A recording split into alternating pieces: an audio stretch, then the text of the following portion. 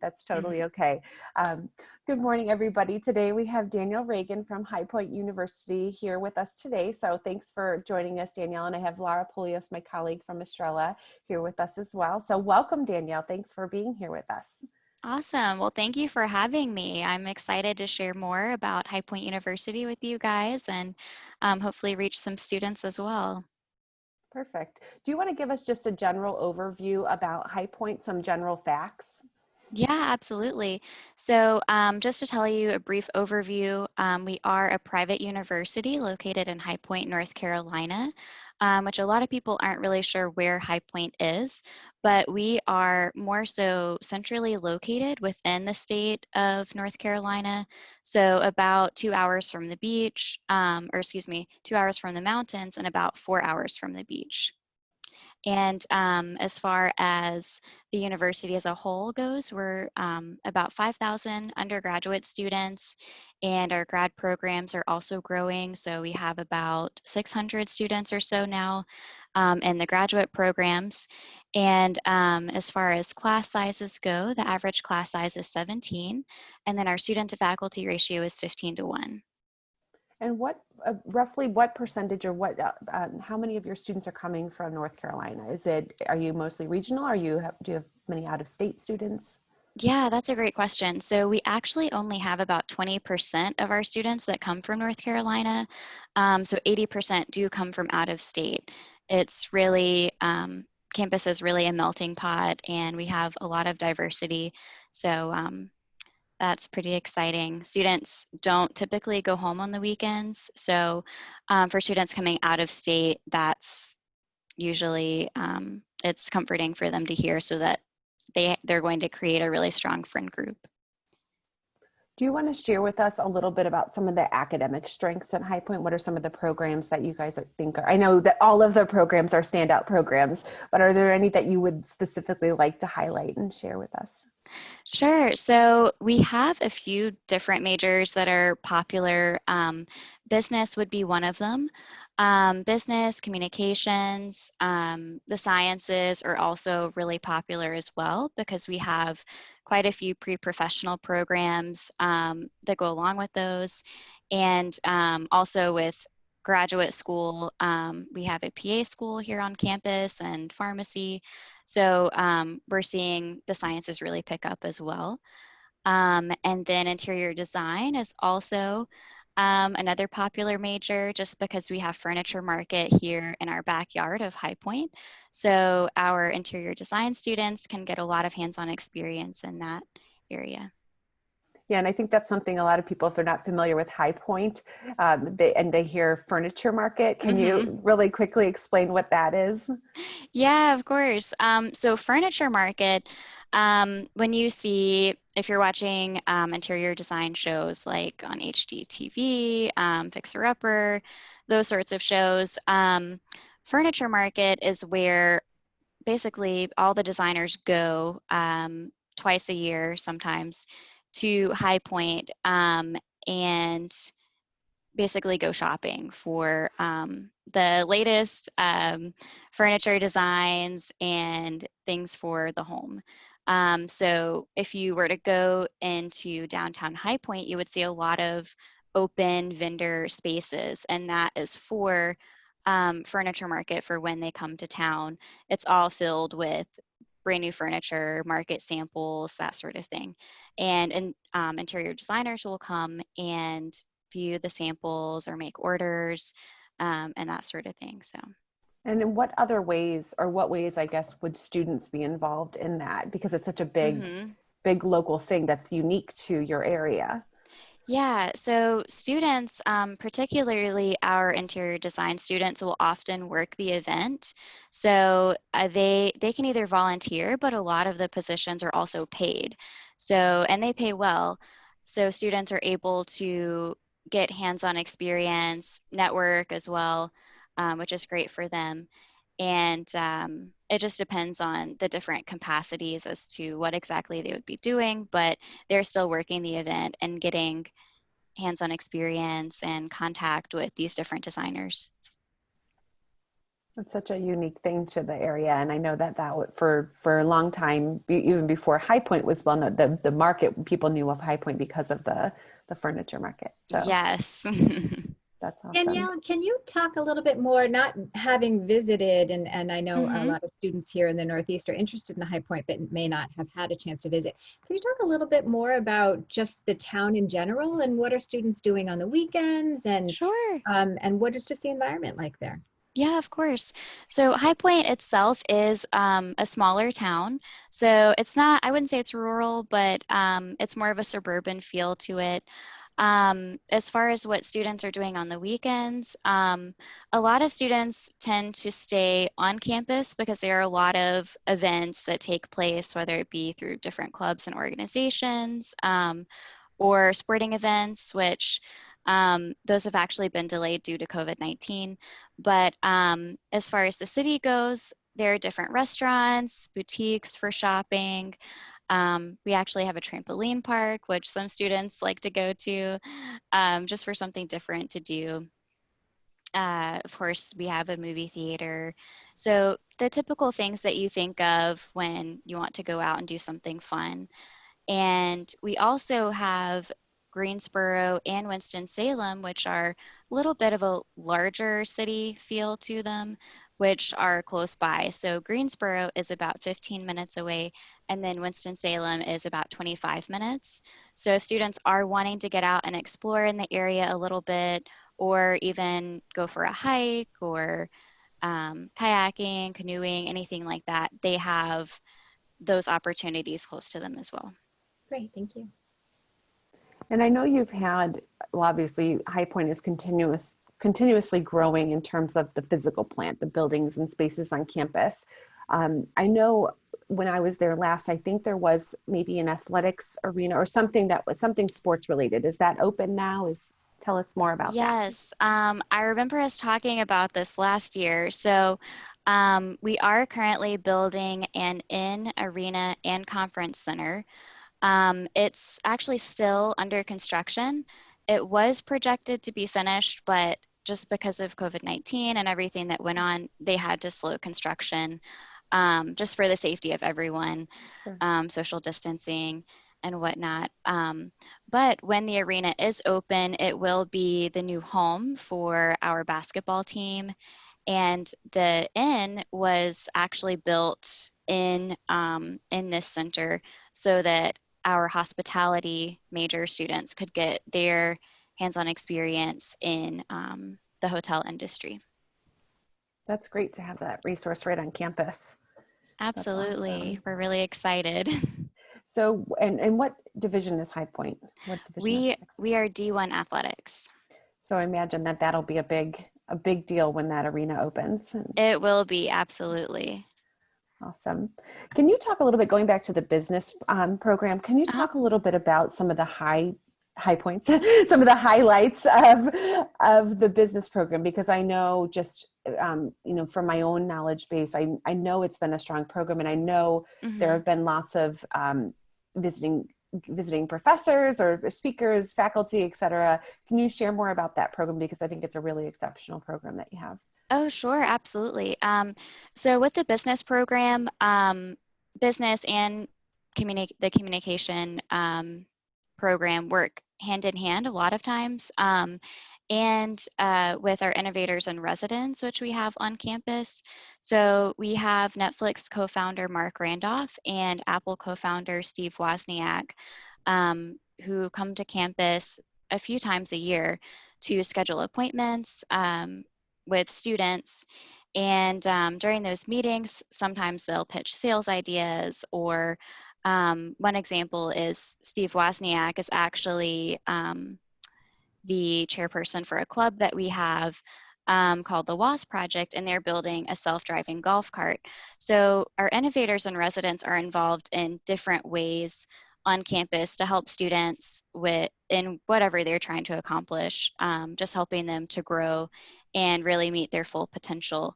So our business majors will utilize our innovators and residents for multiple purposes, networking, if they have a specific project or business plan that they're wanting to develop, then they can also schedule time with them as well.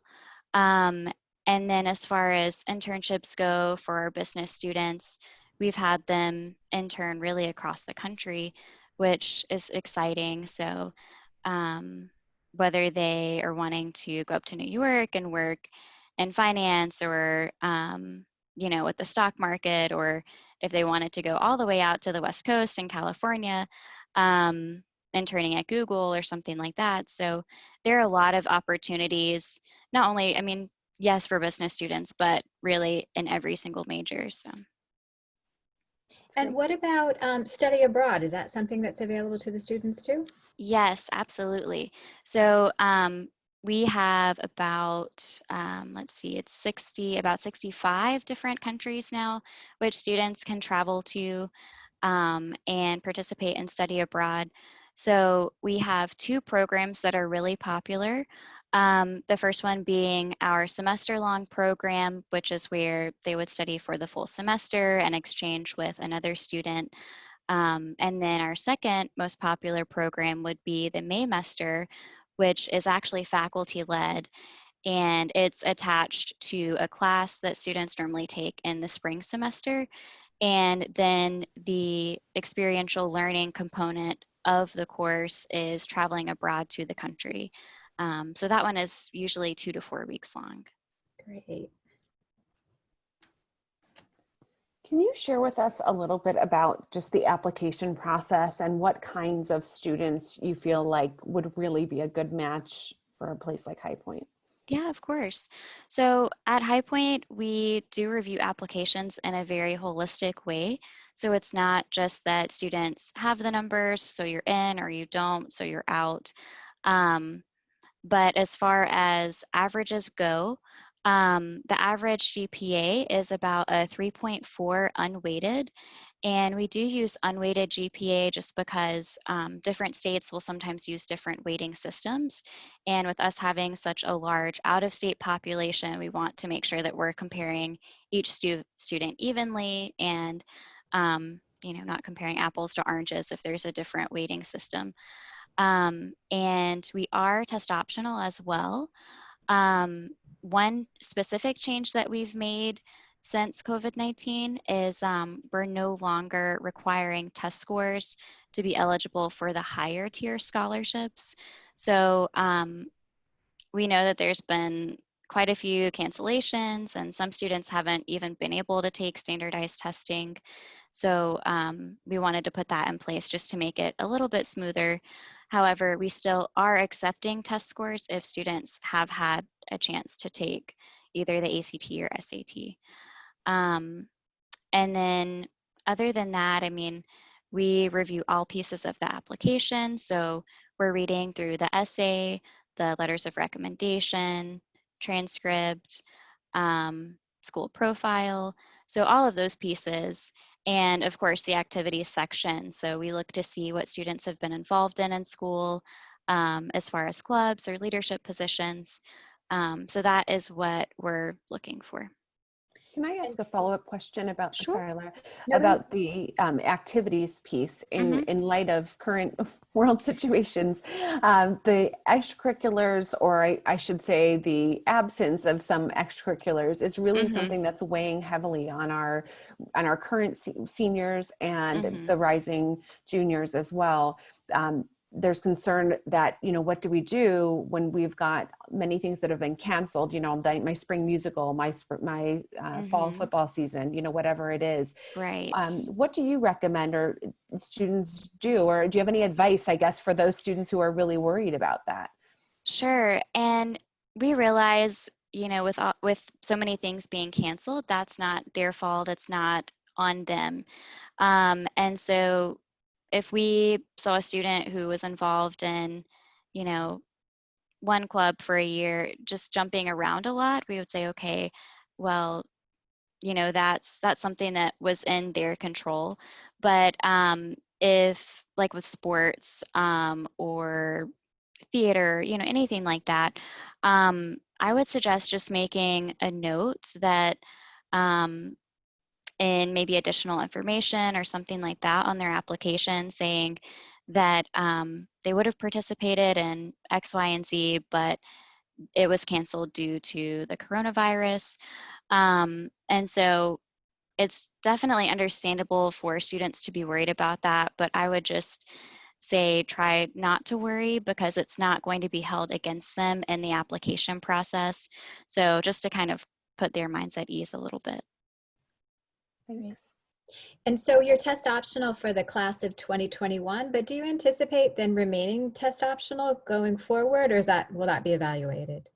So we've been test optional for a few years now, but the specific change that they made was for our higher tier scholarships, so not requiring test scores for those.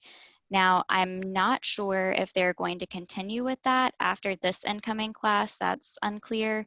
But for the time being, for this cycle, we are not requiring test scores for those higher scholarships. And with the evaluation for those higher scholarships, then Danielle, in the absence of test scores that would normally have been one of the metrics that you'd use to evaluate students, are there things where you're placing additional weight on something else as part of that process, recommendations, interview? Are there other things? So that's a great question. And yes and no, because while normally we would go based off of unweighted GPA, we're using that in addition to their application as a whole. But we realize some things, like we were saying earlier, are out of their control as far as activities go and not being able to participate in certain things. So what we're doing is going based off of unweighted GPA and then just their application altogether. For students that are interested in High Point but not able to travel there right now, what do you recommend are the best ways for students to get to know more about the school? Are there prospective virtual events, or how should they learn about you? Yes, so we actually have 2 virtual information sessions a day. One is held at 3 p.m. and then the other is held at 6 p.m. So they're able to sign up for those online, and they're taken through a PowerPoint led by one of our admissions counselors, and they have the ability to ask questions throughout the PowerPoint if they have specific questions, and then we direct them to, visit the website to find their specific admissions counselor if they have further questions or wanted to get in touch with them. When you're reviewing applications, Danielle, are you reviewing by territory? Meaning, are you reviewing students from your area? How does that work in the office? Yes, so we do review applications by territory. I have Ohio, Kentucky, West Virginia, and the Pittsburgh area of PA. So it is based off of the states that we have, what we call our territory. And are interviews required or offered at all? They are. So usually we would offer interviews as part of our scholarship component. Our scholarships are awarded in a 2-part system. So students who are eligible are automatically reviewed. And then after an interview takes place, they have an additional amount that is added. However, if students are wanting to have an interview even before they receive their decision, we're offering that as well. So they just would need to contact us to set that up. And does High Point track demonstrated interest? Is that something students should be thinking about? Yes, we do track demonstrated interest as far as attending a virtual visit, visiting campus, contacting their admissions counselor. So we do think it's important that students show that they're interested. And we realize if students can't make it physically to campus, that's okay. And there are other ways which they can reach out to us. I'm going to circle back on back to the campus and student life. Can you share a little bit about housing options on campus and what does that look like during normal times? Yes. So right now, we offer a huge variety of housing. We have like the traditional hall style with the hall bathroom, twin size beds, of course. We have an option that offers full-size beds, mini fridge, microwave, suite style, what we call Jack and Jill style, where you have a shared bathroom in the middle of two separated rooms. And we are trying to social distance students as much as possible through everything, especially in class and in their free time. Of course, it is up to them whether or not they social distance, but it is something that we're strongly encouraging. So more single rooms have been provided this year, but we still also have the 2-person to a room as well. So we have that option, and with that, I mean, the beds are far enough apart. But of course, we're suggesting, no large gatherings in rooms or common areas. So we're doing our best to keep things safe. And just a follow-up question around the enrollment piece and impact of COVID-19.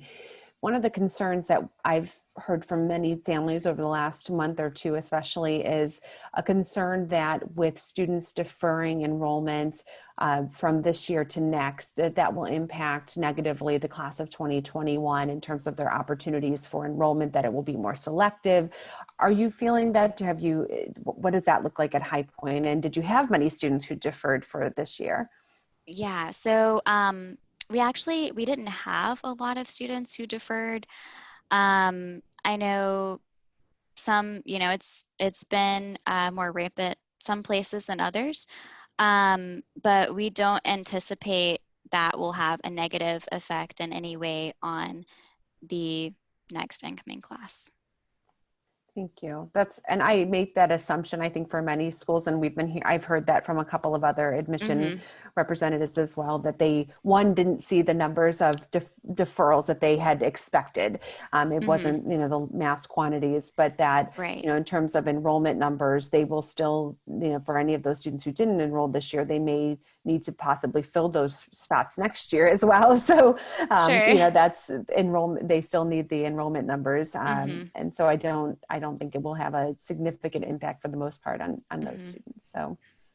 Can I ask about performing arts on campus? And are there performing arts majors or are there ensemble opportunities or theater opportunities for kids who just want to pursue that as a hobby, but not necessarily major in it? Absolutely. Yeah, so we have both majors in theater, musical, the arts, all of that. And in our theater department, we give students the option to audition if they're not a specific theater major, so they can still be involved in that way if they want to pursue it as a hobby, but it's not their actual major. So whether they would want to work behind the scenes or, as an actor or actress, we have different opportunities. And there are also ensemble clubs and organizations that they can get involved in as well. Great.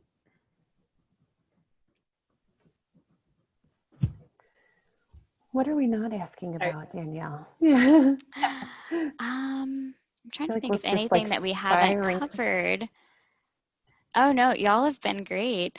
I know. I thought of one other thing. So speaking of the social opportunities on campus, is Greek life prominent? Is that a big piece of the campus social setting? So there's a presence of Greek life on campus. We have about 35% of our students who decide to go through the recruitment process. So there's a presence on campus for students who would like to get involved in Greek life, but it's not so Greek heavy where students feel like it's something they have to do in order to fit in. Got it. What are some other popular social activities for students? Yeah, so some students decide to play club sports or intramurals. A lot of our students enjoy volunteering, so they might go to the Humane Society on the weekends, or another service-related club. What else? Yeah, I mean, there are a lot of different clubs and organizations. There's an Ultimate Frisbee Club as well, which is kind of a random one, but you know, it's fun to get out and exercise a little bit. We have a club expo every year, which that's going to be held virtually this year for students just because of everything going on. But that's where a lot of students will figure out what, you know, if there's a club that they want to get involved in or they don't know about, if it's on campus or not. So they'll find out there. Great. Lara, do you have any other questions that we didn't ask? Peppered her with a lot of questions. We're like all over. Oh, So no, it's been essentially, in terms of next steps, if students are interested, it would be beneficial for them to identify who their admission counselor is, reach out to that person, because they could do Yes. potentially an individual chat with them like this, I guess, and learn more. And I do like that you're doing the virtual visit opportunities twice a day, and the times that you're doing them. I know a lot of families have struggled, especially parents who are working, to try to get on and listen and be part of those virtual visit opportunities. So I'm appreciative that you're doing that. So if any students are interested in that, they can find all that information on the website. Yes, absolutely. Okay. Well, and Danielle also mentioned to us that there's a YouTube video. I will share a link to that in the description of this video, so that if anyone wants to watch the High Point video, they can do that. Are there any other things that you want to share with us, Danielle, before we wrap up? Not that I can think of, but thank you so much for both of you meeting with me and asking all of your great questions. I really appreciate your time. Yeah, sure thing. And like I didn't mention this at the beginning of the recording, but Danielle knows this, that I've had several students attend High Point, have had a great experience there. I was mentioning to her earlier, very different kinds of students. So I don't think that there's actually just one kind of student that would find fit there. I think it's a good size school in that it's not huge, and so it's, you know, you're not going to get lost, but it's big enough that you can find the kinds of people that you'd like to be with, you know, and find a really strong community within the campus. So I think that's something I've heard from all of my students who've attended there, that they've been able to really find a great friend group, and have been able to really connect with their faculty as well, which I think is something really important. And a fun fact about the campus at High Point is that they have a promenade that has benches with, I don't know what the sculptures are made of, but there's sculptures on each bench of notable people in history. And it's a really fun exercise to go down the promenade and take selfies with all of these. And I know this because I did it while students walked by and just, you know, giggled at me doing this. But I think that's such a great, it's just a great visual for students to walk by every day and see, you know, these people who've made an impact in the world. So that's one of my favorite features at High Point, actually, are all of those benches. Well, thank you. Yeah, those are definitely a fun aspect of campus. Super fun. All right. Well, thank you, Danielle. We appreciate you taking the time to chat with us today, and good luck with everything this year. Oh, thank you so much. It was so nice chatting with y'all also. Thank you.